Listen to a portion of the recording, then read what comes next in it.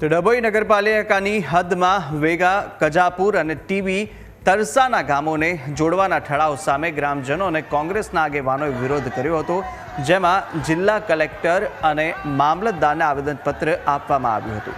ડભોઈના APMC મેદાનથી સેવા સદન સુધી રેલી યોજી અને ગામોને પાલિકામાં ન જોડવા માટે રજૂઆત કરી। ગ્રામજનોનું માનવું છે કે પાલિકા હાલના નગરજનોને સુવિધા નથી આપી શકતી અને નવા ટાઉન પ્લાનિંગથી ખેડૂતોની જમીનો ગુમાવવાનો પણ ડર છે। માંગણી ન સ્વીકારાય તો ગાંધીજી માર્ગે આંદોલનની ચીમકી ઉચ્ચારવામાં આવી।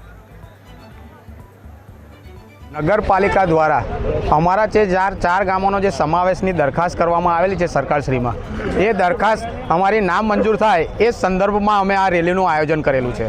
એના માટે અમે આવેદન પ્રાંત સાહેબને આપ્યું છે। કોઈને પૂછ્યું છે? કોઈ શું પૂછ્યું નથી। અમારી કોઈની મરજી છે નહીં। અમારે અહીંથી શું આગળ શું પર લડવાનું જવાનું થશે તો અમે જઈશું અને અમારી લડાઈ જારી જ રહેશે। અને આ જે નિવેદન પત્ર આપ્યો છે અમે સાહેબને પણ કહીએ છીએ કે અમારો આ વાતનો નિકાલ આવે ના આથી કરતા અમારે આગળ ના જવું પડે। અમારા નાના છોકરા અમે જોડે લઈને આવ્યા છે ભૂખા તરસા, અહીંથી પછી ના જાય તો અમે આગળ પણ જઈશું। અને આ તમામ પોતાની રીતે મનસ્વી રીતે વલણ કરીને સાથે અહીંયા સભામાં અમારા કાઉન્સિલો દ્વારા પણ આ બાબતનો વિરોધ કરવામાં આવ્યો હતો, તેમ છતાં પણ પોતાનું મનસ્વી વલણ અપનાવીને જે રીતે આ ગામોને સમાવેશ કરવાનો પ્રયત્ન કરવામાં આવી રહ્યો છે, એટલે ગ્રામજનો અને સરપંચ બધા આવેદનપત્ર માટે અહીંયા આવ્યા છે, ત્યારે અમે પણ એમને આ બાબતે સમર્થન આપી રહ્યા છીએ।